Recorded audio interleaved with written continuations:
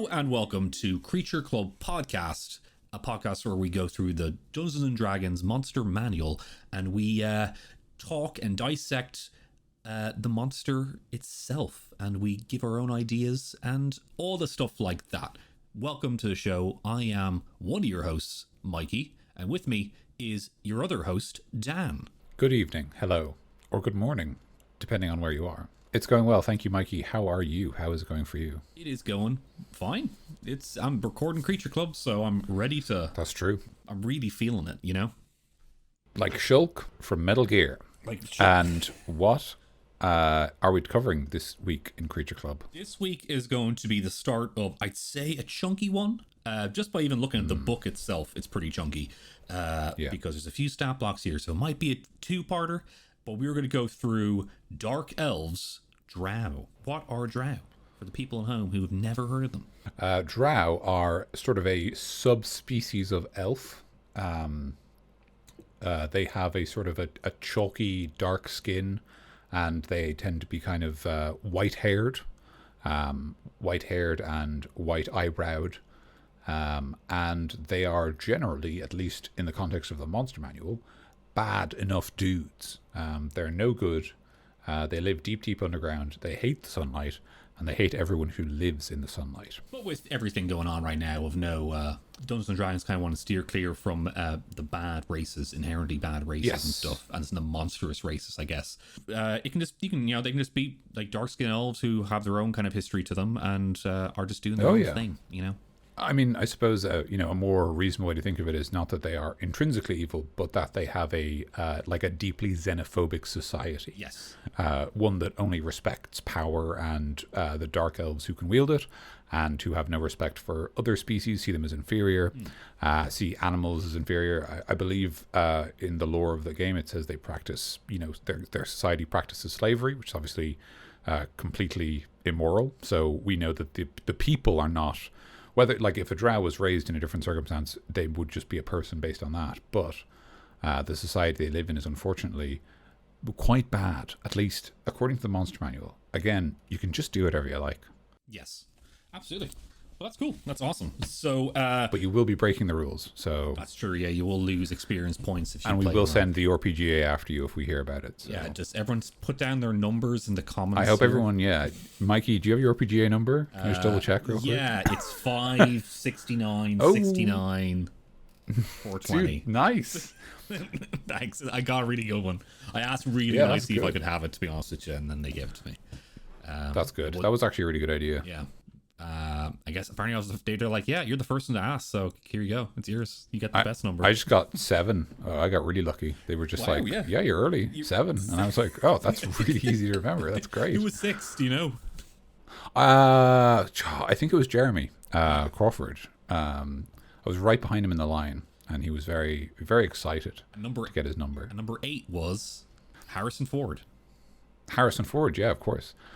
Huge fan of Dungeons and Dragons, but he's a bit of a stickler, He only likes the RPGA games. I invited him around for a house game, and he asked me, can he put it on the Adventurers League? Can he put it on like his Adventurers League character? And I said, well, I don't know, Harrison, because like we're kind of just playing a game, like I'm not really in touch with that. Like I don't know if I'm registered formally, and he sort of it wasn't keen. So scoffed and walked away. Very polite, in fairness. And if you know what you like, you know what you like. But anyway, didn't get him around for a game, but he was very happy. He got number 13, which is weird because he was behind me and I got 7. Yeah. There wasn't an explanation, but anyway. I think they were just after 7, after yourself, just like, just give them whatever number. You don't have to go in order. It's like, okay, cool. And then just, there you go. Just have a bit of fun. Have a bit of fun with it. Nice. Exactly. Right. Perfect. So, the Dark Elves, they are, I'm going to be honest with you here, Dan, and I told you this before the podcast. I'm no Tim here, and I can't find that much on these guys, but all I know is they are in Norse mythology with some light elves. And I guess Dark Elves, even then, were considered the evil side, I guess. But I could be wrong. Yeah, so I would agree. Like, the only thing I know about Dark Elves is that they were part of Norse mythology, and I think I only know that because of the Marvel Cinematic Universe and God of War. Yes. the most recent one where you leave Greece because you've killed everyone there, and you go to Norseland to kill everyone there. Yeah, and then next go on to the next mythology, Celtic mythology. Or I mean, if you kept going north, you'd reach like the Inuit people, and then you'd be like, it's very cold here, isn't it? And you'd have to wear more clothes. Yeah, put on a shirt, Kratos. Good God, Kratos, your nipples could crack an iceberg. Put a shirt on. Yeah, but sorry, I don't know how to go for that. Sorry, I really don't know how to go from that one. I shouldn't laugh, but yeah. So that's all I know about Dark Elves, and I know very little about them in D&D. I've never really used them in a game because they're very weird and they've got a lot of baggage. A lot of very specific baggage. I would always just, go back to goblins, because goblins are perfect. Goblins have no baggage at all. No baggage. They're just great crack. But here we are, and we have to learn, because that's the point of the show. Absolutely, yeah. So I will just jump briefly through the history of the Dark Elves in Dungeons & Dragons. I've said this on so many episodes, but it's always true. They actually don't change that much. The most interesting thing I could find about Drow is that actually, so they appear in the first monster manual, so they appear as soon as we get monsters, but they appear under the elf heading. So all of the different subspecies of elf are listed. So it lists elf as a monster type and explains how you fight monsters. It basically says how you fight them. It basically says elves are like men in that they adopt classes and gain strength from that rather than having innate abilities. So elves tend to favor magic users and blah, blah, blah, that kind of thing. And so there's a very brief entry on the Drow that just says, Drow, the Black Elves or Drow are only legend. They purportedly dwell deep beneath the surface in a strange subterranean realm. The Drow are said to be as dark as fairies are bright, and as evil as the latter are good.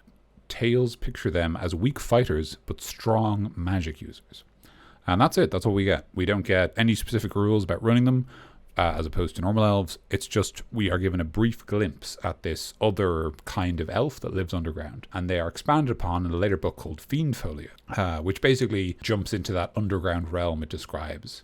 There's a lot of specifics that aren't nailed down yet.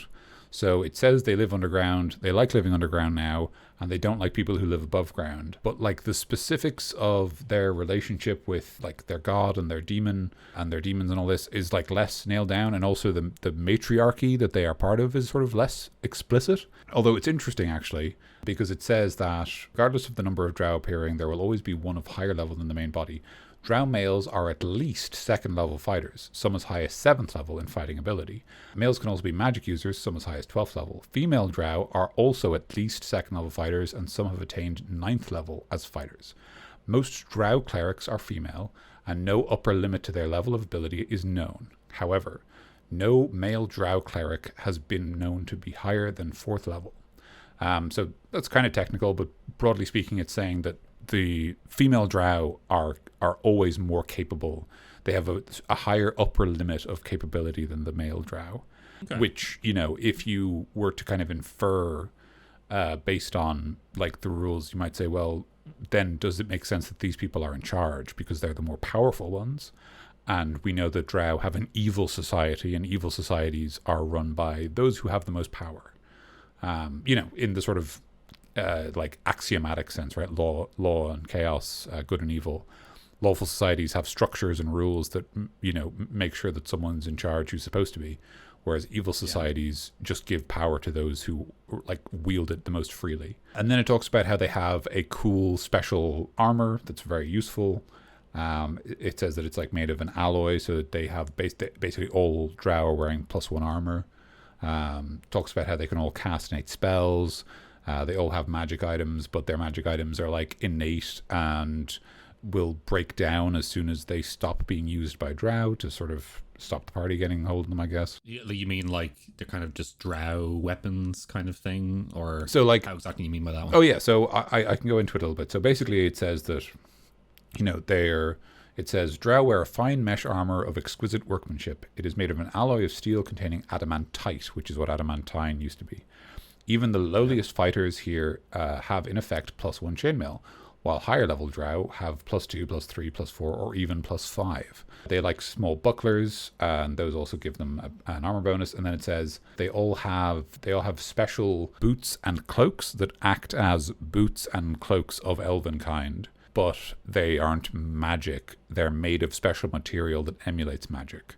So they don't radiate magic. So in other words, they can't be detected as magic items, but they have similar effects to magic. And also, it's believed that they absorb magic from Drow cities, from the Underdark, basically. And so if you take them out of the Underdark, they break down and stop being magical. Okay. So they are only magical in sort of the Underdark because it's a realm of shadow, and they're kind of shadowy items, which is cool. Like, it's a little, again, it's one of those things where like there's a whole paragraph to explain it, but it's very straightforward. It just has to have rules. So that's what we get. In the 3rd edition, we get a little more about who they are, and that they have like noble families, and that they're a matriarchy. And this is in 2nd edition. That was Fiendfolio. Now we're in 2nd edition in the Monstrous Manual, which is I think a fun name. And again, monstrous.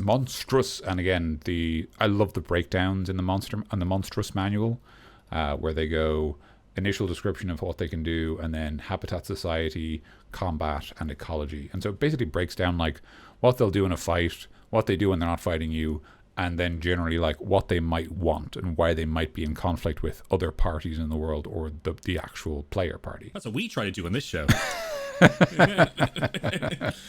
Basically, yeah. It's telling us already, yeah. And so then it also finally, it names Lolth. I don't believe it names Lolth under the Drow in the Fiendfolio, or if it did, I didn't spot it because it's a lot of text, and I kept looking at the enveloper instead because he's really funny. But yeah, they say on that on the Twitter. I think everyone would enjoy that. But it says here they worship a dark goddess called Lolth by some, and her priestesses hold very high places in society. Since most Drow priests are female, women tend to fill all positions of great importance. So there you go. They're a theocratic matriarchy. Although it is weird that it says since Drow priests are female and not since Drow priestesses are female, but whatever. And yeah, it does the same thing. It says, every Dark Elf fighter is at least 2nd level because they have to be, because they're all so powerful and they train so hard. And then it says cool stuff like Drow often use giant lizards as pack animals and frequently take bugbears and troglodytes as servants. So like it gives you like this monstrous menagerie where like whenever you fight Dark Elves, you also fight a bunch of other things as well. And is there stat blocks for them in the Monstrous Manual? Oh yeah, there's stat blocks for loads of stuff. Stat blocks, I think I said before the episode that like I love scrolling down through the Monstrous Manual because you're just like giant crustacean, and I'm half tempted to pull over and just read giant crustacean instead of doing. Hold on, can we just do a quick episode on the giant crustacean? On the 2nd edition giant crustacean and nothing else. All right, here's a new episode, giant crustacean. It's big. We're just going to talk about big crab. And it says that like their societies are, there's actually some cool stuff here.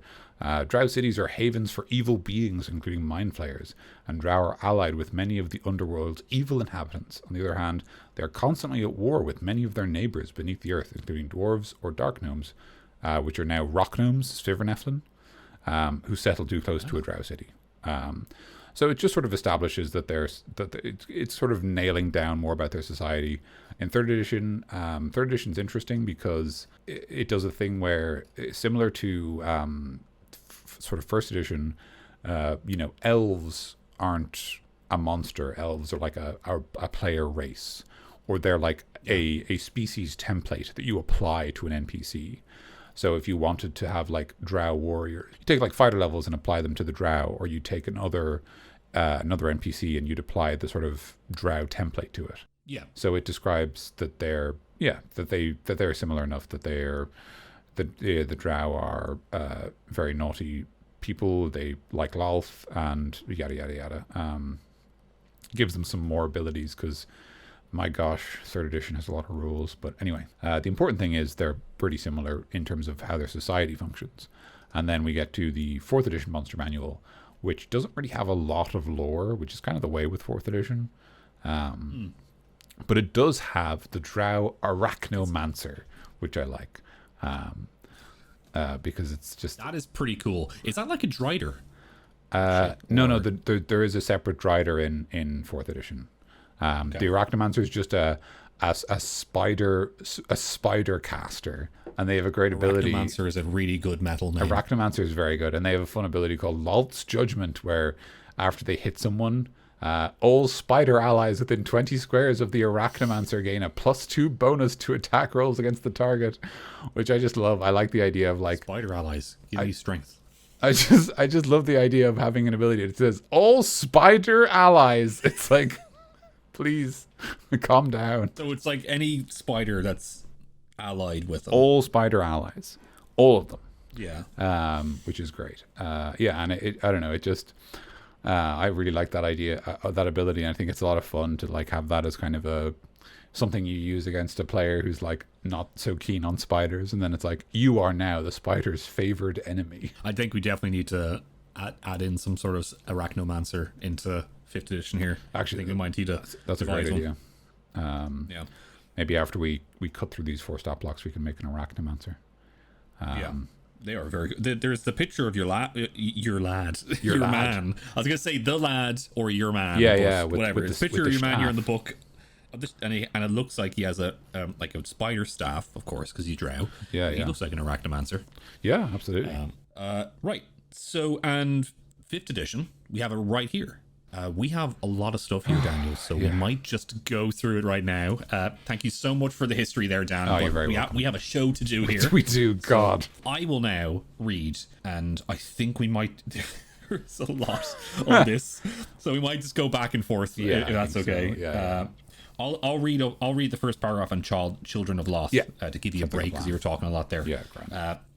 Right, so here's what the 5th edition book says on it. So, tens of thousands of years ago, the elves were divided, with those of benevolent disposition battling those that were selfish and cruel. The war among elvenkind ended when the good elves banished their malevolent kin to the subterranean depths. Here in the lightless caverns and endless warrens of twisting passages, the dark elves, the Drow, found refuge. They also found leadership in the only elven deity who had not forsaken them. At her command, the dark elves built an empire in the underworld. Children of Lolth. The Drow worship Lolth, a deity who resides in the abyss, known as the Spider Queen or the Demon Queen of Spiders. That's pretty cool. Demon Queen of Spiders is good. I thought I was going to do like, no, it's the Spider Queen or the Queen of Spiders. Like, okay. Or Queen Spiders. She is the figure around which dark elves have built their subterranean civilization. Whatever she demands, the Drow do. The wickedest of elves, Drow, are seldom seen by the surface world. Though they plot to destroy the elves that banish them, they no longer see themselves as exiles. They are the destined rulers of the darkness, and when Lolth commands them to rise up and destroy their surface-dwelling kin, they will. I like that there, because it's like Lolth was the only one who actually took care of the Drow. So, of course, they would have very much like a matriarchal society where it's like, no, because you are like Lolth almost. You're an image of Lolth. Yeah, so, absolutely. Of course, the females would be better with that one, because she's just the only goddess. That's cool. That's awesome. So, Lolth, Spider Queen. So, Demon Queen of Spiders is very good. This is all very similar to what's in previous editions of the book, the idea that there was a war between them, and that they warred basically constantly until the good elves banished the evil ones below the surface. Anyway, creatures of darkness. The Drow have lived underground for so long that they have evolved to their surroundings and can see in the dark. You can see goo when it go dark. However, they can no longer stand sunlight. When slaves are in short supply in the Underdark, the Drow send raiding parties to the surface to capture humanoids under cover of darkness, bringing them back to their cities to be tortured into submission. Beyond those occasional excursions, the Drow are content to remain in their subterranean realm, where they feel secure and in control. Underdark cities. The Dark Elves build fantastic cities in enormous caverns where food and water are abundant. How? Their ability to sculpt stone rivals that of the greatest dwarf artisans, yet their structures retain a decidedly elven aesthetic. Though appearing delicate, Drow settlements are structurally sound and remarkably resilient. The Drow like to hollow out enormous stalagmites and stalactites, both. Not columns, though, creating populated spires, no columns, that rise from the floors and ceilings. A Drow city is a sprawling metropolis enclosed by high walls. Non-Drow visitors must conduct their business outside the walls under watchful eyes. The Drow raise and keep giant spiders to help protect their cities against intruders, even as they drape those cities in beautiful webbing, creating a gossamer snare to catch flying enemies that would otherwise soar over the walls. Thinking about bringing a dragon in there? Nah, can't bring a dragon in there. Dragon will get caught in the web. Yeah, does that dragon, do you have a visa for that dragon?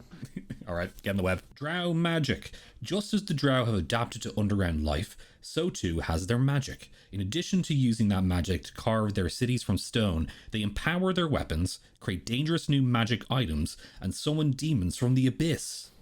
Scary. All right. Drow spellcasters are supremely arrogant and never hesitate to use their magic in the most abhorrent ways. Yeah, so they just use magic for everything, I guess. What were you saying there in the before they kind of harvest some sort of magic or magic kind of aura or something? What was that again? Exactly? Oh yeah, it was like that. Basically, it kind of describes a bit of it in I think in the next paragraph. But basically, that they have magic items, but their magic items are like made by like radiated magic, like they absorb the native magic of the realm, and so they're not like innately magic. They're just like magic residue. They're like almost like, and so they'll break down if they don't stay where they are. So let's see if it says something like that then. Arms and armor. Drow craft weapons made of adamantine, a dark and supernatural hard metal. Drow artisans adorn their weapons and armor with a web-like filigree and spider motifs, and mages sometimes imbue items with magic to enhance their effectiveness. However, such magic fades when opposed to sunlight, so the magical Drow weapons and armor rarely retain their enhancement bonuses and magical properties when brought to the surface. So there we go, exactly what you said. The exact nature of like how you're not allowed to keep Drow weapons varies with editions. In I think I'm gonna see if I can find it. If it's either second or first edition where there's a thing where it says, oh yeah, I think here it is. It's like it's like with first edition, because the Drow are elves, it says that only other elves can wear Drow equipment and have it be effective. And it says that if you try to unravel it and make it basically into a different size, like make it human sized, that there's like a 75% chance it unravels and becomes useless, like just because it's so like delicately woven. And then I think in second edition it just says that like if they're left out in the sun too long they break down. And then and now in fifth edition snowman. It just exactly it just does that again. It just says like you just can't have it, okay? You can't have these magic items. They're just not allowed. Or I guess more accurately, you can have them as long as you don't take them out into the sun, which is actually a more unusual stipulation, I suppose, potentially. I wonder, and I don't know, because I feel like they weren't really thinking this when they're doing it, but they're thinking in this way. But I wonder if it was like, seeing as they all have magic items, it's not like, oh, we need some magic items, let's just go fight some Drow. Or let's use the Drow weapons to like suit our army or something that we have above ground, but we can't do that now, I guess. But I don't know if it's something like that to stop stuff like that from happening, because I don't know if they used to think that way. You know, I think it's just very much I actually don't know. A creature club kind of conversation where we try to unpack and understand what's going on. I don't know, like it could be any number of things really, but like I think there's also, in fairness, I think if the party know the rules, like they know if you use these items in the sun, they'll break. The party can play around that, which is interesting. Anyway, cutthroat politics, because we still have a lot more to get through. Drow politics are cutthroat and rife with intrigue. When Drow work together, it is typically to destroy a common foe and ensure their own survival, and such alliances are short-lived and fraught with peril. Drow society is divided into noble houses, each ruled by a matron, who seeks to raise the prestige and power of her house above all others. Other high-ranking members of the house are blood relatives, while the middling ranks are flush with Drow from weaker families that have sworn fealty to the greater house. Clinging precariously to the bottom rung of a house's social ladder are the house slaves, made up of Drow of low birth and the occasional non-Drow captive. So these are just bad people. They're a bad time. Matriarchal rule. Lolth, through her faithful priestesses, dictates the rules of Drow society, ensuring that her orders and plots are carried out. Since Lolth is prone to manifesting on the material plane and directly punishing those that disobey her, the Drow have learned to heed what she says and do as her priestesses command. That's pretty cool. Lolth just appears and just like, no, listen here, little shit. I'm here. In Drow society, males are subservient to females. A male Drow might lead an underdark patrol or a raiding party to the surface, but he reports to a female Drow, either the matron of his house or one of her hand-picked female subordinates. Although male Drow can fill almost any function in Drow society, they can't be priests, nor can they rule a house. So there you go. True matriarchal rule there. Girl power. Like Margaret Thatcher when she broke the unions. Just exactly. Okay. Poison predilection. Distilled from spider venom and the flora of the Underdark, poison can be found in abundance among the Drow, and it plays an important part in their culture and politics. Drow mages concoct a viscid toxin. Viscid, that's an interesting word. I assume it's like viscous. But I like it. That leaves enemies unconscious. Drow warriors coat their blades and crossbow bolts with this venom, looking forward to the interrogation and torture that follows combat. So that's pretty important, I guess, both that it, that they have this poison, but also that like it also informs how they fight, right? Like if they are trying to knock people unconscious, then that means they're there to capture people. Yeah. And I actually kind of like that you can have this idea that like with the Drow, it is perhaps worse to be taken alive. That's kind of a nice threat to have, your party, to have loom over your party, that some scarred warrior tells them before they head into the Underdark that, like, if they do run into the Drow, it's better to cut your own throats than let them capture you, that kind of thing. And now it looks like we have breakdowns of each of the individual stat blocks. Yeah, we're probably going to, I think we'll do the first 2 stat blocks for this episode. We're just going to go the regular Drow stat block and the Drow Elite Warrior for this episode. Yeah. So we're just going to read the Drow Elite Warrior part, and then we can save the other 2 for a next episode. Yeah. So perfect. I'll give it a read then. Yeah, I'll read this off here. So this is going to be the second one we're reading today. So that's, you know about the regular Drows. Here's the Elite Warrior.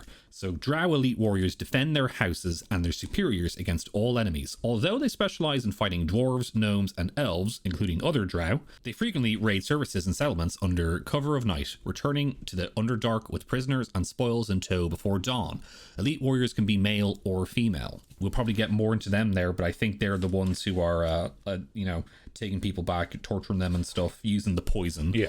Anything else before we hop into the meat and potatoes? Well, we read very briefly the variant Drow magic armor and weapons, just to have it in mind as we go through the stat block. Absolutely. Variant Drow magic armor and weapons. Drow often wear magic armor and carry magic weapons that lose their enchantment bonuses permanently if they are exposed to sunlight for 1 hour or longer. Right, so there you go. That's actual rules. An hour or longer of sunlight is sufficient to break these items. Otherwise, you can just keep them. A Drow wearing a +1 chain shirt and carrying a +1 shortsword has an AC of 19 and a +1 bonus to attack and damage rolls with their shortsword. So what you'd expect. A Drow Elite Warrior wearing +2 studded leather and carrying a +2 shortsword has an AC of 20 and a +2 bonus on attack and damage rolls with shortsword attacks. And a Drow Priestess of Lolth wearing +3 scale mail has an AC of 19. So that's interesting. Is that any different there? Okay, what have we got here already? Just real quick. Okay, that's much different. It just increases their AC basically by 1, 2, or 3. So it is interesting. I think if you were looking to simplify things slightly, what I actually might suggest is that if instead of it basically is that it lists here that like you can give them +X bonus armor, whereas in the previous editions of the game it describes that their mesh armor is basically treated as chainmail, which is heavy armor, but doesn't impose any of the disadvantages of wearing heavy armor. So what you could potentially do is you could just do that. You could actually just say that your Drow are wearing Drow chain, and so you just basically give them chainmail, and I think chainmail is 17 AC, so that would really only benefit the actually no, hang on, it would benefit all of them. That's great. AC 16, apologies. Yeah, so potentially you could do that, and it would be a little more straightforward in terms of the math, and also it would be, I suppose, different for the party depending on how you wanted to do it. But there is, of course, also there's the Elven Chain magic item, which is weird that they don't wear that, when Elven Chain is specifically basically chainmail for elves that counts as light armor, even though it's medium armor. But that's not a big deal. It's just a thought. And the +1 weapons are, they're fine. But that's what I might do. I might basically say that all the dark elves actually wear like chainmail, basically. But maybe the chainmail on elite warriors gets an enchantment bonus to represent that like it's so finely made. But nevertheless. Yeah, absolutely. And I think because players can't have it, you can really say anything with it, really. So you can kind of describe it that way, no problem. There's no like, well, you said it was chain shirt. How come it's actually elven chain? You don't have to worry about any of that stuff. Yeah, so and like that's the thing is like the way this variant works and says they like stop working after an hour or longer. That's fine. I actually think that if you basically just said that like they had, I think Mithril actually has the properties that I'm thinking of. Like Mithril has the rule where like it doesn't give you disadvantage on stealth and you don't have to have strength. Yeah. So you could basically say that elves are all wearing mithril chainmail, which would be a way to give them reasonably good armor that's magical, but also has like an upper limit of value for the players, right? Because like they're not all going to be proficient in heavy armor use. They're not all going to like, even if they are proficient, they might not want to wear it based on their own preferences. And you could even just say like, well, it's armor for elves, so if you're not an elf you can't wear it. So the elf ranger can take a suit of armor.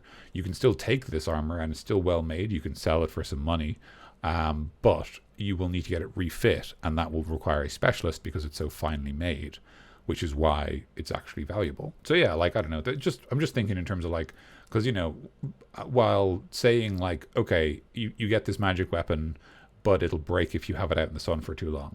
Like, that's kind of interesting. But I'm just thinking about alternatives to that, where you just say, like, it's just, rather than saying that it'll break, setting a different upper limit for how it's valuable. We're just going to jump straight into it then. Okie doke. Play that funky music. Oh, God. It's been so long.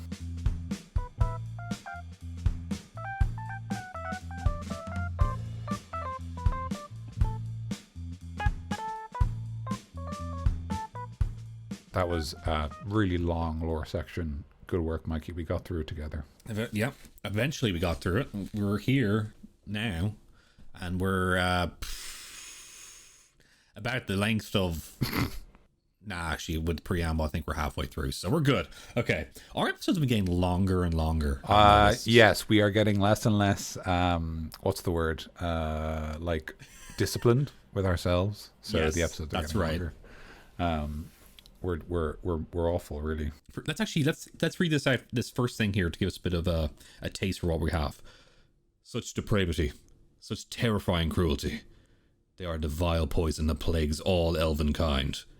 And that's Nell Lar Autumnwell, elf cleric of Corellon Letharian. There we go. Narethian. Sorry.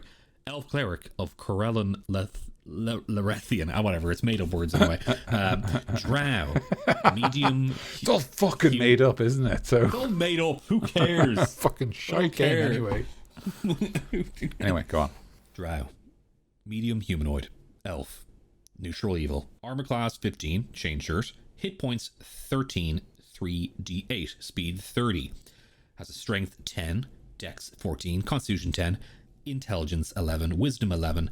Charisma 12. So that is fine. That's actually, if I got those stats on my player character, I would not be happy. If you got those stats on your player character, you'd be entitled to a reroll because you didn't roll at least a 15. Yes, that's right. In our rules. Yeah, anyway. Skills: perception +2, stealth +4, senses dark vision 120 feet. Makes sense. Yeah. Past perception 12. Languages: Elvish and Undercommon, which is the do we have it? Yeah, we've probably had it a bunch of times. But we have the common of the Underdark. Yes. Challenge: Quarter 50 XP. So yeah, just a regular just a regular person. Yeah, really. a regular kind I of think. warrior. So that means that 4 of these guys would be a sufficient challenge for a level 1 party. Yes. Assuming a party has 4 members. Sure, I'll just read the rest of the block. Fey Ancestry. The Drow has advantage on saving throws against being charmed, and magic can't put the Drow to sleep. So a regular elf thing there. Regular. Now that they all have that. Innate spellcasting. The Drow spell casting ability is Charisma. Spell save DC 11. You can innately cast the following spells requiring no material components: at will, dancing lights, and once a day each darkness and fairy fire. So kind of it's spells. The theming is of light and also darkness, taking away light, I guess, the absence of light. Yeah, light and dark, and there's also like fairy fire has kind of got a fey element to it, so that works. Yes. Those spells make a lot of sense. Sunlight sensitivity. While in sunlight, the Drow has disadvantage on attack rolls, as well as on wisdom perception checks that rely on sight. Yeah, makes sense. Well, from everything we've heard about the Drow so far. Yep. And it has actions. Here's the actions: short sword, melee weapon attack +4 to hit, reach 5 foot, one target hit 5 or 1d6 +2 piercing damage, and a hand crossbow, which is a ranged attack. +4 to hit, range 30 and 120 with disadvantage, hit 5, 1d6 +2 piercing damage, and a bit extra here.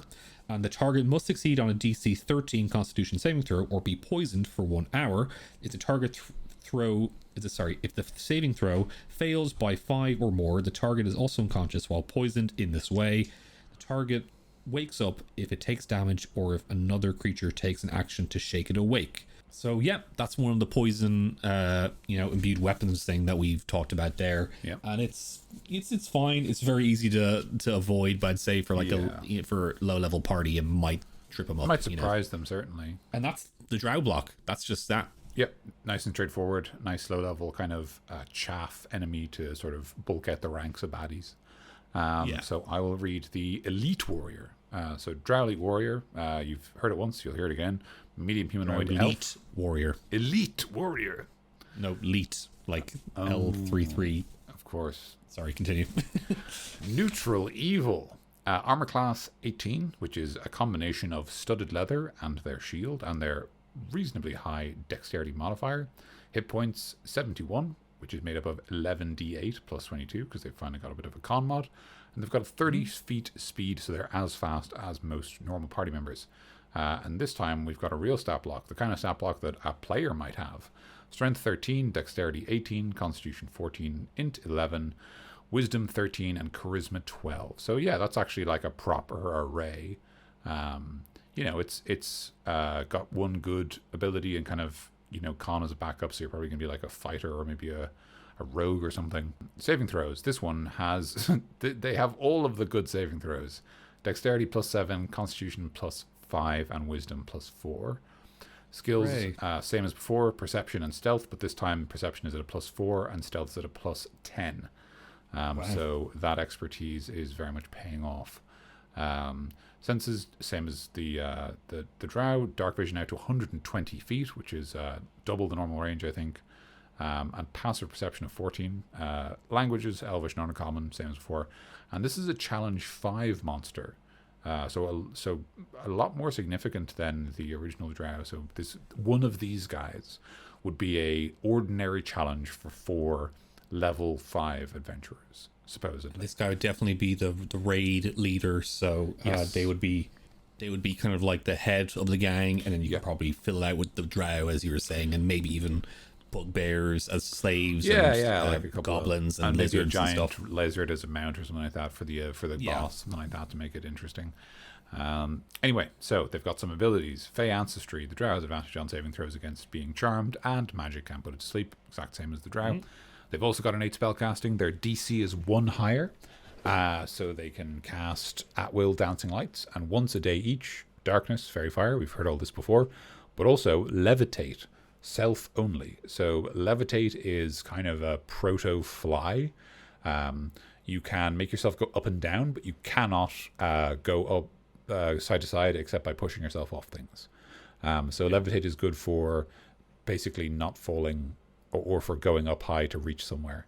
In the context of Drow having cities built into stalagmites and stalactites. Having levitate makes sense as a way to get into the stalactites, for example.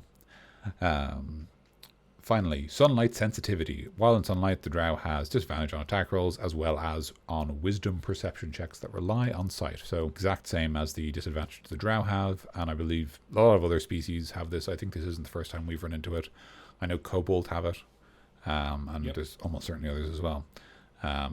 Actions, multi-attack. That's right, this monster has a multi-attack. It's a pretty unique concept. What if you took an action, but you made more than one attack?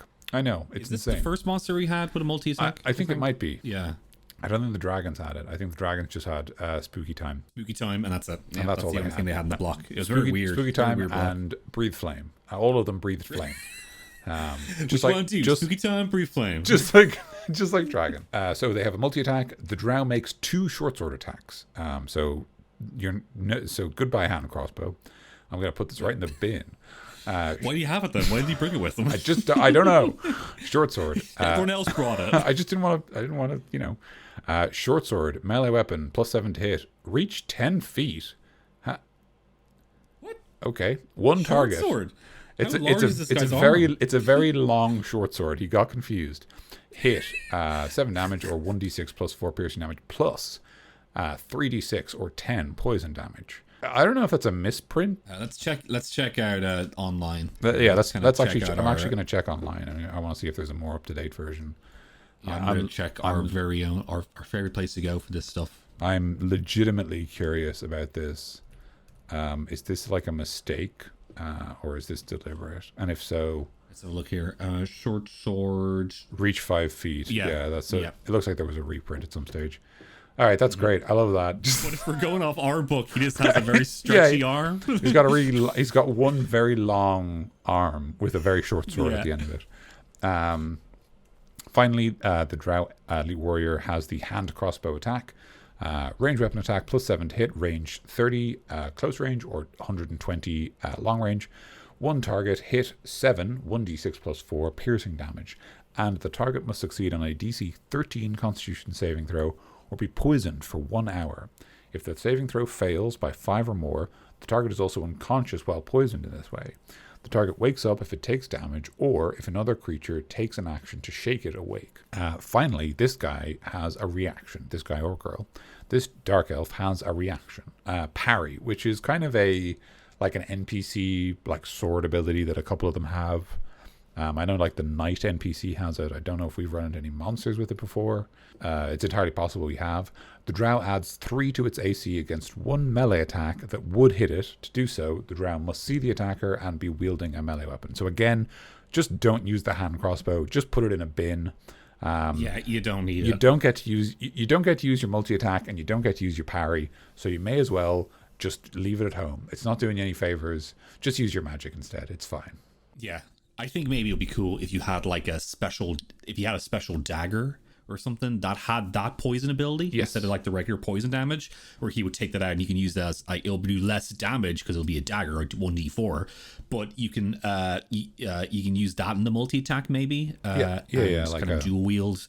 But that's what 2 weapons fighting. I was just gonna say I think the Death Knight had parry because you said that knight would have it. Yeah, good point. It almost certainly did. Yeah, that's a good shout. There we go. Drow elite warrior. And there was almost, I think the oh no, I've forgotten their name. Marilith. Marilith, well done. Yeah, I was thinking that. I was like the demon with loads and loads of swords. But yeah, Marilith, well remembered. I think that one had parry because they also had I think they had an ability where they could take a reaction every round because they had so many arms. So it was very good with them because they could block your attacks or opportunity attack. Listen, you don't have the number one D&D monster podcast and not know a few demon names. Exactly. Unfortunately, we're not number one. So unfortunately not. I was just going to actually read through the what we have. Probably some similar stuff in here, but the player race. Oh yeah, subclass. Go ahead. Of elf that we can do. So if you pick a dark elf drow as one of your player characters, you just pick the elf. Yeah. You get an ability score increase. Your charisma increases by 1. So that is different compared to wood elf. Wood elves get their wisdom. and Yes. high elves get their intelligence. Yeah, So dark elf get charisma. Yeah. Is charisma their spellcasting mod. Yeah, for the monsters. There we go. So they get a charisma increased by 1. Superior dark vision. A dark vision increase raise of 120. So it's a better dark vision than a regular elf. Darker vision. You can see even less in the dark. There's not really much point with the sunlight sensitivity. You have to probably bring an umbrella with you or something. Or a big sun hat or something like that. Yeah, disadvantage on attack rolls and wisdom perception checks that rely in sight with you. When the target of your attack or whatever you're trying to perceive in direct sunlight, we said already. Drow magic. Dancing Light's cantrip when you reach 3rd level. No, the Dancing Light's cantrip. When you reach 3rd level, you can cast the Fairy Fire spell once with this trait and regain the ability to do so when you finish a long rest. When you reach 5th level, you can cast Darkness spell once with this trait and regain the ability to do so when you finish a long rest. Charisma is your spellcasting ability with these spells. So it's pretty much very similar to what the regular Drow stat block says. Yeah. But you have to be 5th level until you can get the Darkness as well as Fairy Fire. Yes. So you have to be 5th level to get all the spells, which seems fine, I guess. That Drow is in 5th level, the stat block one. Yeah, the stat blocks. I mean, they don't even have 5 hit die, so. But it's very much a monster block being much different than a player character. It's kind of part of the game. You also get Drow weapon training, which is you have proficiency with rapiers, short swords, and hand crossbows, which I thought was interesting because none of the Drow here wield a rapier. I just thought that was interesting. I like, I'm not complaining. It's like I checked the other 2 elves and only the Drow get rapier proficiency. Which is pretty unique because it's a very useful martial weapon, and it just feels weird that then the monsters don't use it when if they did, they would deal more damage, and it's not like they need a short sword for any particular reason. It's not like they do anything with it that makes it valuable. But yeah. Anyway, that's the player race.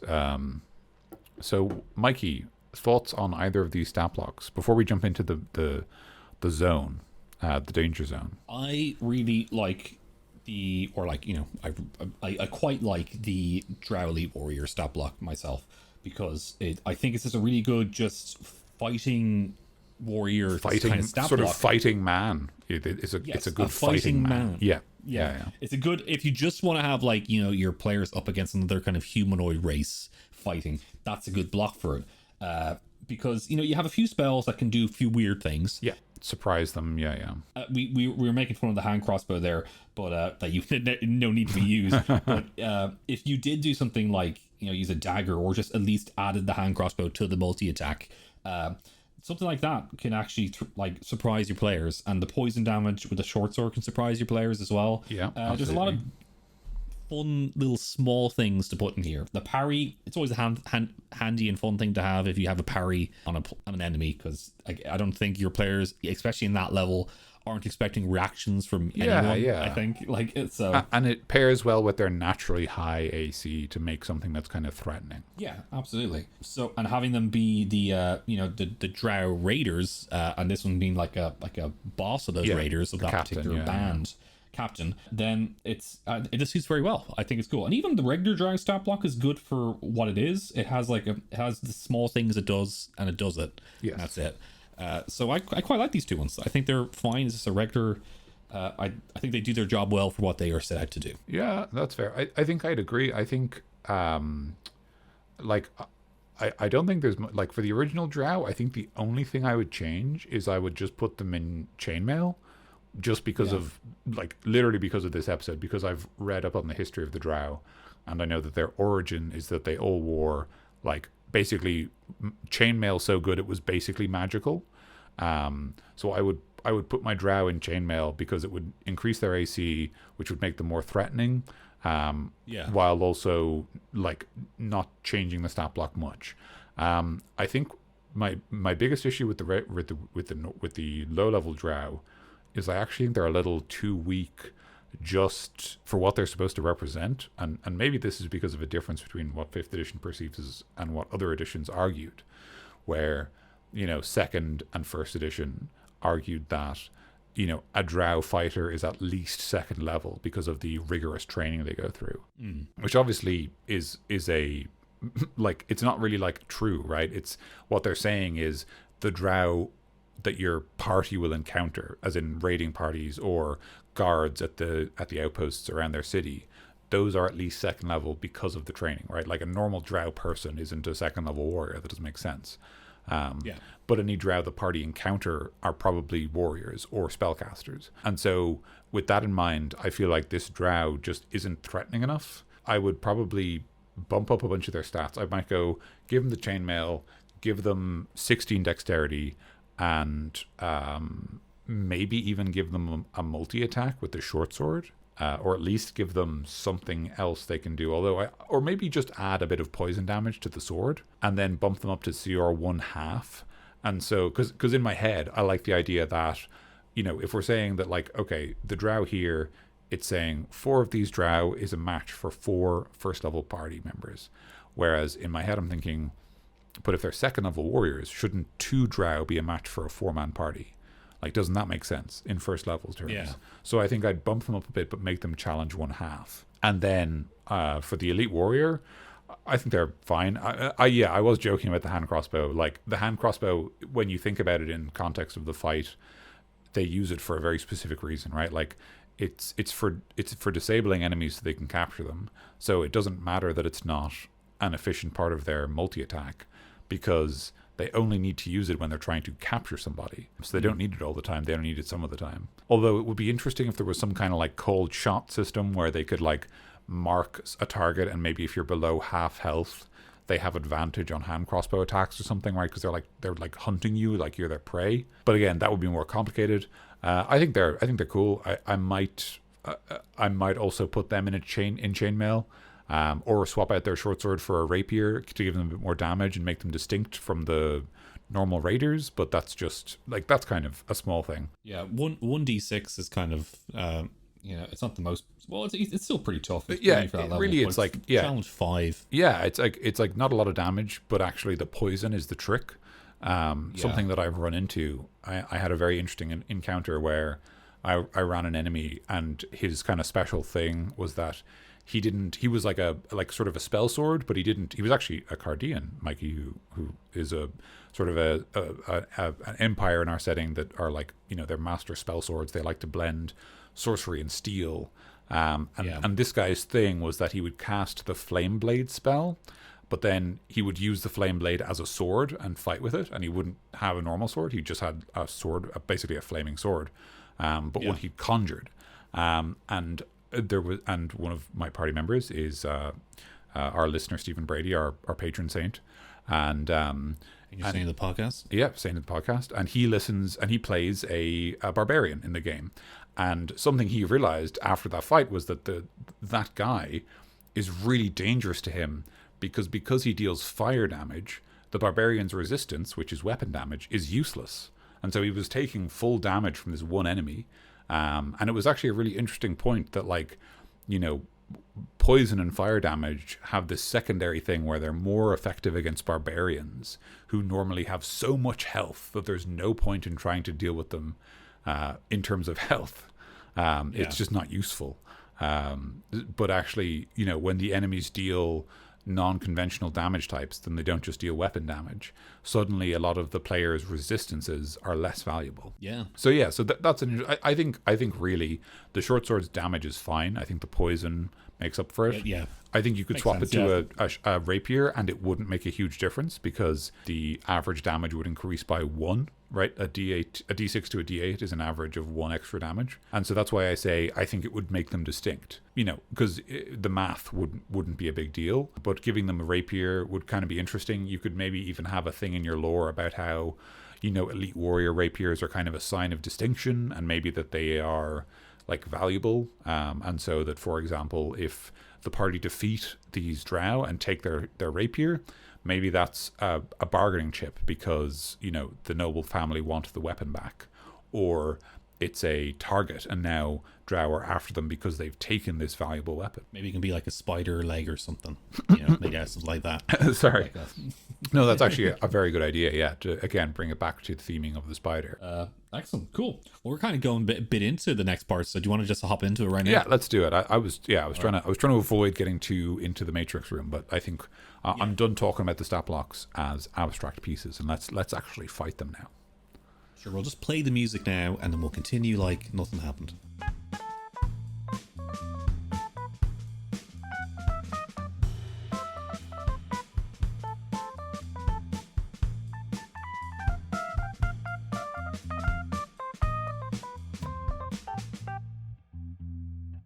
You were trying to steer clear from the Matrix room there, but like, how is the Matrix room with these guys? How if we put one drow, not one drow, so it'll be like four of these regular drow. Four of these regular drow against a party. I think it depends. I think it's really like, so I think the drow's problem is going to be that they can't hit. They have +4 to hit. So that means that on an average roll, if their target has more than 14 AC, which is not a big ask, they miss. So they miss the fighter, they miss the paladin, they probably miss the ranger. If the barbarian has a shield out, they miss the barbarian. They might hit the wizard, they might hit the sorcerer or the rogue, or maybe the warlock. Even them, like even a wizard with a +2 dex mod with mage armor on, they miss them, you know. So when you're level 1 though, you don't have a lot of health, so yes. I have a feeling it's just going to be about luck on this. Obviously, yeah, because the AC, as you're saying there, there's a lot of the party members there could easily dodge it, but really it's just about luck. And I think the party would win, though, most likely. But when you're level 1, you're a peasant with a sword, basically. So you kind of you have very little health. Like, you have so little health, and like it will depend hugely on how your party is composed and how lucky you get. And it will depend on dice rolls. But I think the big issue the drow are just going to have is actually landing a hit. Basically, if they get one lucky hand crossbow off, I think that changes the fight. But luckily, you know, even if the party lose, drow are more interested in taking people alive. One of the handy things about the drow normal block, the drow warrior, is that their short sword and hand is that they don't have a multi-attack. So because they don't have a multi-attack, it's as valid for them to use the crossbow as it is for them to use the short sword, which is great because the short sword, like basically the hand crossbow is like the kind of thing where they could like potentially like waste a few turns firing them if the party say are able to get to cover, you know, they're able to hide behind something. Yeah. But because the drow are trying to take them alive, they like quote unquote waste a turn shooting at them. What exactly does poisoned do again? What's that one? Poisoned is disadvantage on attacks and ability checks. Okay. Yeah. So importantly, it's not disadvantage on saving throws. Basically, I actually really like poisoned as a condition because it's an offensive debuff. It makes you worse at making attacks and ability checks. So the main thing it does, it makes it harder for you to hurt enemies, especially if you are a warrior. If you're a spellcaster, you can still make people make saves, and there's no penalty to that. But you can make saves normally. And obviously, if you get poisoned once, you're poisoned. And the only thing I don't know, which is I guess probably worth talking about and worth knowing for this specific weapon, is if they hit you and you're poisoned, can they shoot you again to try and force you to fall unconscious? You know, and I don't know. I think the answer is, I think rules is written yes. Because I think if they poison you again, it just replaces being poisoned. If the saving throw fails by 5 or more, the target is also unconscious while poisoned in this way. Yeah. So you know what I mean? So like if you don't fail by 5 or more, but you do fail, are they allowed simply attack you again? Or do they have to, do they basically just have to give up at that stage? Yeah, not too sure. Sounds like on rules and written, yes, I think, yeah. Yeah, it's just a small thing. I don't know if that's what the drow would do either in terms of, narratively how they fight. I suspect it might be what they do. I suspect that they might ambush you at range and just shoot you with their hand crossbow over and over again and try to knock you out. Unless they hate you and they want to kill you for some reason. If you try to poison again, you fail. It's like, how does that work again exactly? How? We'll see. As far as I understand, and I might be totally wrong, if you have a condition, let's see here. Yeah, so if multiple effects impose the same condition on a creature, each instance of the condition has its own duration, but the condition's effects don't get worse, a creature either has a condition or doesn't. So, as far as I can understand, based on what this is saying, every time they shoot you, you have to roll a new saving throw against their poison. And any time you would fail by 5 or more, you are unconscious. So the sensible thing for the Drow to do is to just use their hand crossbows over and over again, which is fine. I mean, it's like they haven't got that much health. But that is potentially very dangerous because 4 of them are making attacks, and that's assuming that, like, say 2 of them hit, that's 2 Constitution saving throws, and so your chances of just rolling, a 3 and just failing and immediately falling unconscious is somewhat high. Not even because of your stats or whatever, just because of the fact that they are making enough attacks against you. But anyway, it's just a minor thing. It's just something I'm thinking about, like, how, in terms of how the Drow fight and how they understand their own fighting style. But yeah, so I don't know. I think it's, with a first level party, it's hard to say. I think depending on the composition, they'd win, but I think it would probably be a struggle. Ideally, there would be a moment of drama where someone falls unconscious, but you can just wake them up. So anyway. And the Drow Elite Warrior gets schooled. 4 level 5 guys Gets absolutely schooled. Absolutely schooled, yeah. Just gets this. Like they are a somewhat capable 5th level war, like challenge 5 martial character. But by level 5, the full casters have 3rd level spells. So you lose, sir. Good day. I just did a game with level 5 characters. You did? And I threw what I thought was strong, and I was schooled. Yeah. All my enemies, I was kind of a tournament, and every single team I put up against them, when I thought, this will be fine, completely wiped to the floor. Some of them were playing different kind of homebrewy stuff, but other ones just wiped them to the floor as just regular stuff. Until like the last encounter, I was like, no, I'm actually going to try and make something big here. So, but yeah, what it says in the book, don't always trust it. Kind of go a little bit over if you know your players. So. Oh yeah, like I think the consensus is that challenge is a useless measure of how difficult a fight is. Yeah, absolutely. And I think we know that as well, but yeah. But that doesn't mean you can't measure it, because occasionally you find something where you go, oh, that's surprising. But in this case, yeah, this is a challenge 5 monster, but no, it isn't. Yeah, no, it's not. Like this monster plus at least 3 of those other Drow is maybe a somewhat interesting challenge 5 encounter. Yeah, but on its own, it's not really, unless it gets very lucky with its hand crossbow. Right. So we got to move on here. So let's just go on to our bit at the end, our dessert time. So ideas with these 2 Drow in specific, and then next we can go through more ideas with the other guys. But for the Drow and the Drow Elite Warrior, what ideas do we have? What adventure ideas do we have for these guys? Adventure ideas. I think the only thing I can encounter ideas, whatever. The only thing I can say is the thing I said before, where if the Drow Elite Warrior had a rapier instead of a short sword, and that was an officer's weapon or a weapon of distinction, that could be the setup for a adventure. Either the party recover it and now they're in trouble, or an NPC has it and they found it somewhere, or they beat a Drow and recovered it and now they're a target and they hire the party to protect them. In terms of encounter designs more interesting than the Matrix Room, I would say a really obvious thing would be to let your Drow ride giant spiders, because that gives them a climb speed. It gives them a big mount that's a bunch of HP.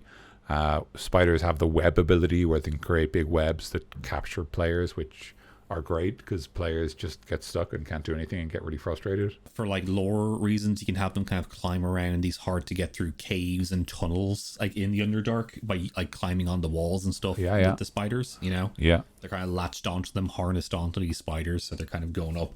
Like there's a tunnel that's kind of in a weird, awkward angle, so they just kind of climb up with these spiders. Yeah, exactly. And that would immediately make the fight way more interesting.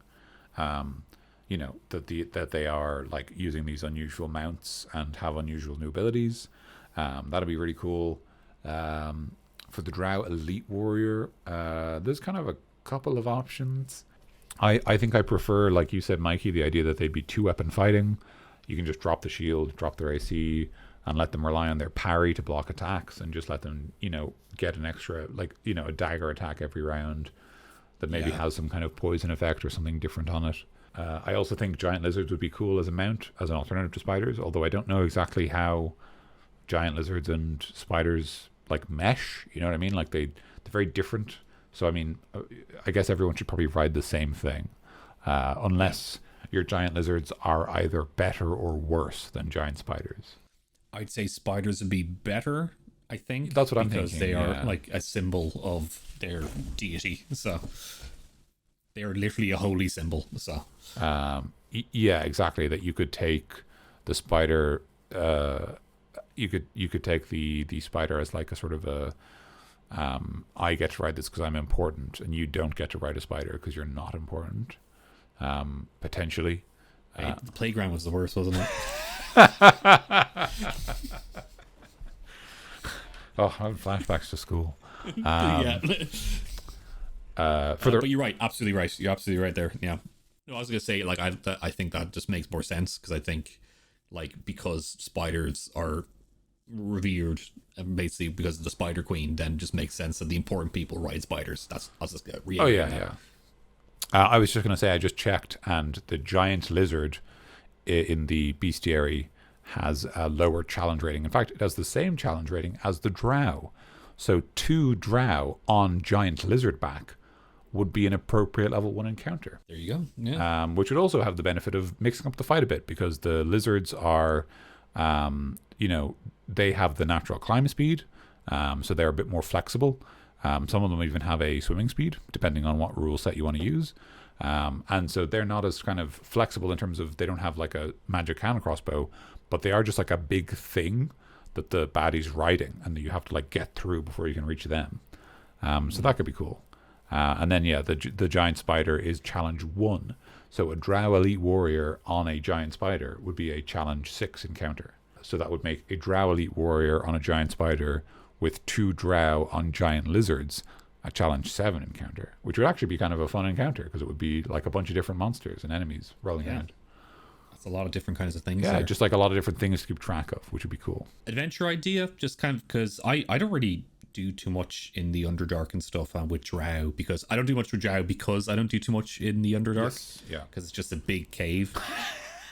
It's just a big fucking cave, isn't it? It's just a big cave. I'm sorry. I'm just going to say that here. That's why I never really touched it. And Drow are only ever really in there. That's why I kind of never really use them.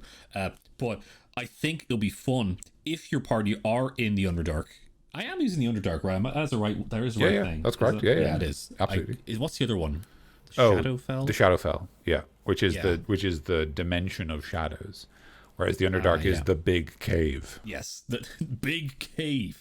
With the Underdark, if your players are in there, I can picture kind of obviously the Drow know the Underdark and know how to navigate the Underdark much better than your players. So you can have them up, but maybe you have them kind of running away from them, but the Drow are always finding small crevices and stuff to hide in, and they're finding shortcuts or something. So it's kind of not exactly escape, or maybe it's maybe you're chasing them because that'll be more of a player thing to do, but they're always they have the upper hand because they know all the shortcuts. Sorry, I was saying that they're chasing you, but that's not very, you wouldn't really do that with player characters. I think there wouldn't be a lot to do about it. Yeah, but it's a lot more fun if you're chasing them. Well, yeah, I mean, they do raid the surface, so it could be that they have kidnapped someone important to the players, or they have taken something important to the players. And you have to stop them before they get back to their stronghold, because once they get there, you're basically powerless. Because it's so well defended, it would be foolhardy to attack such a bastion of evil. So maybe you have a really just kind of a ranger character who has to really do well on the checks to kind of oh no, actually they went this way and down this cave, down downhill thing. For some reason I had this idea in my head with because there's a lot with cavers, they're always going through small tiny crevices and stuff, climbing through it. I'm picturing, what if Drow were almost Now, hear me out, Daniel. And I know you're gonna laugh at this, but hear me out, okay? What if Drow kind of almost like ferrets, where they can kind of just fit through it, and they can kind of just like their bones can kind of just move in that way. It's like kind of that thing where like they can fit anywhere that their like face can get through, like a cat. Yeah, like exactly. Like a cat. Exactly. Yeah. That's a cool idea. Like that they're just like kind of hyper extended, like hyper flexible.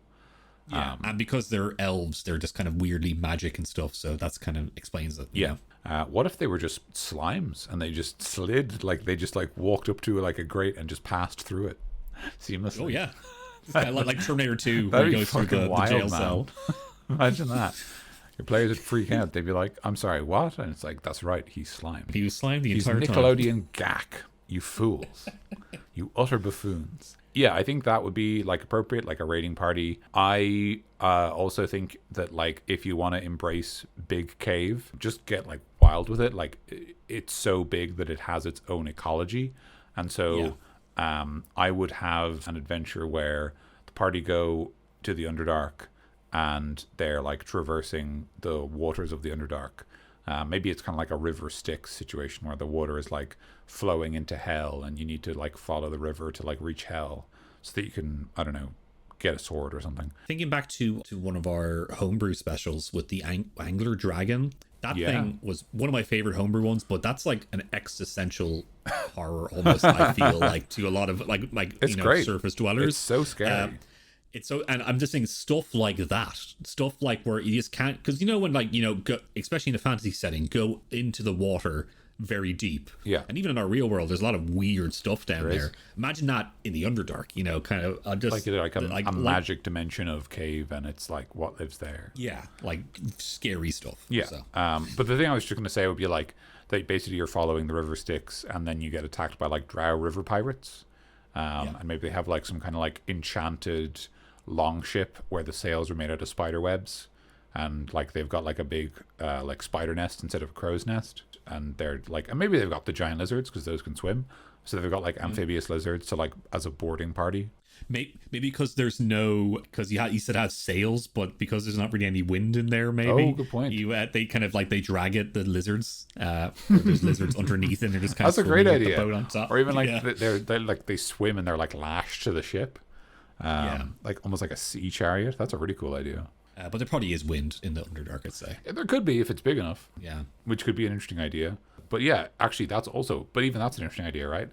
If you're in a big cave that's big enough that there's no wind, how do you travel over water? Like, you can't use wind power, which is how we make ships. So you have to use, like, you have to be pulled by something, or you have to have like, oarmen.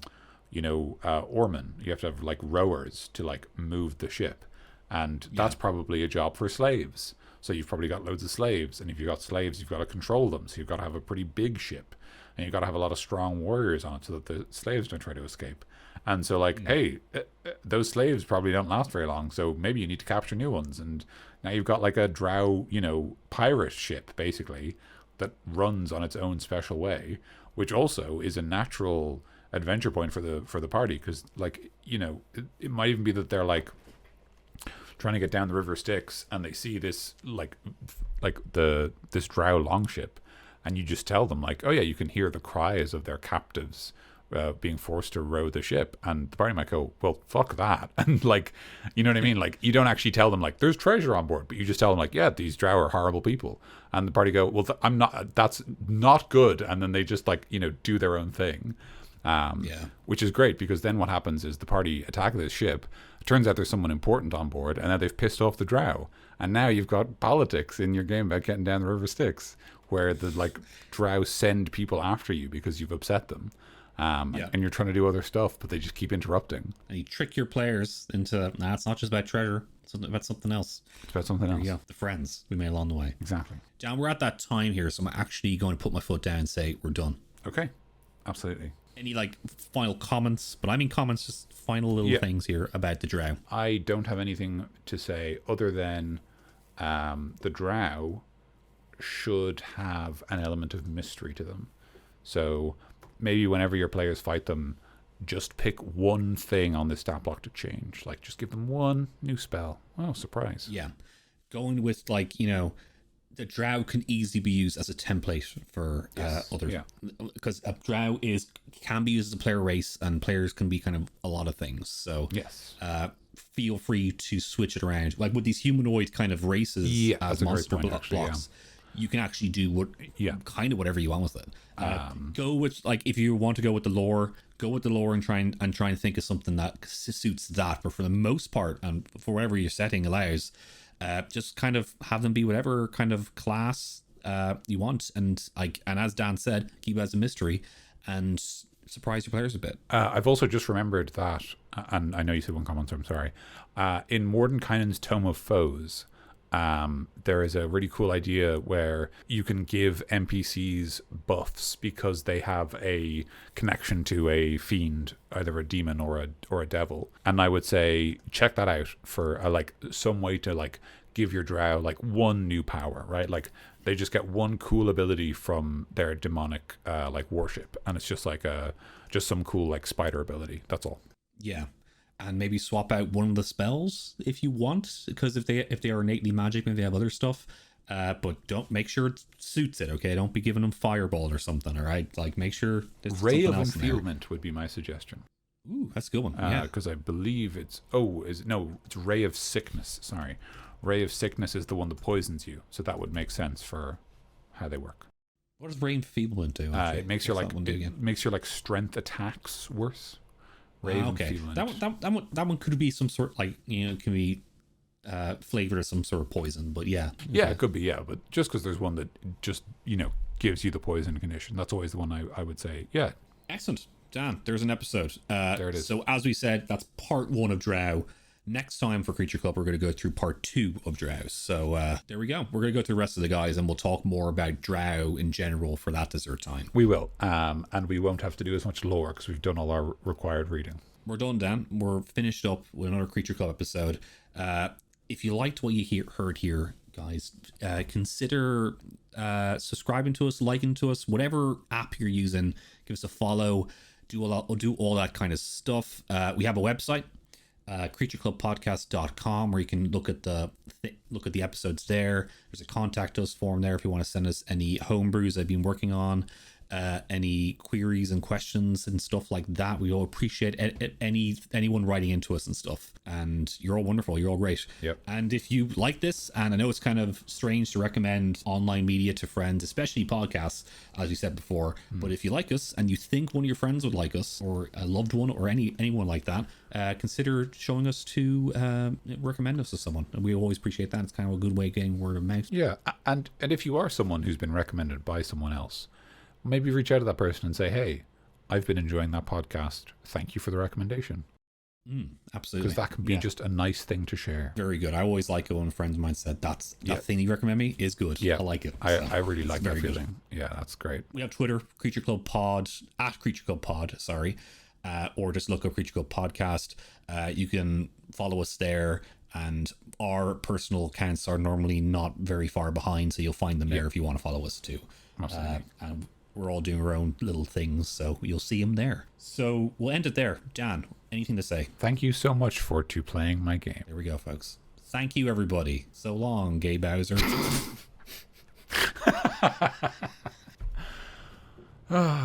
Thank you for us listening to Creature Club.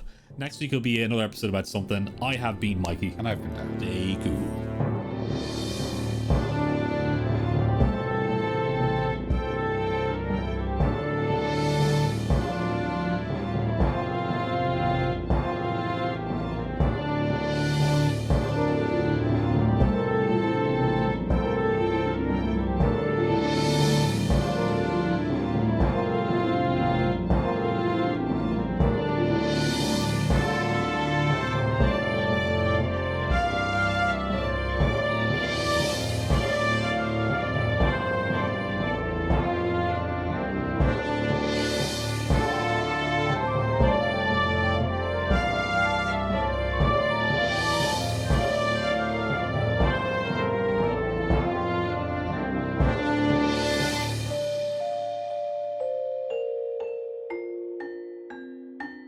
Do you think Gay Bowser ever came back? He did, like 3 times or something. Fair but, enough. After that, yeah, definitely. He's Bowser. He always comes back. Yeah. But does gay Bowser come back? Does he? Just wondering. And I will have to check it out. I'll have to check. Let me go back to Star Fox Wiki and see if they've put anything on this. The Star Fox. Do you still have that tab open? Always. How else am I going to remember Always, the members of team of Star Wolf? The Star Wolf tab. Yeah, I keep that open for luck. Yeah. You're good, but I'm better. I love that line.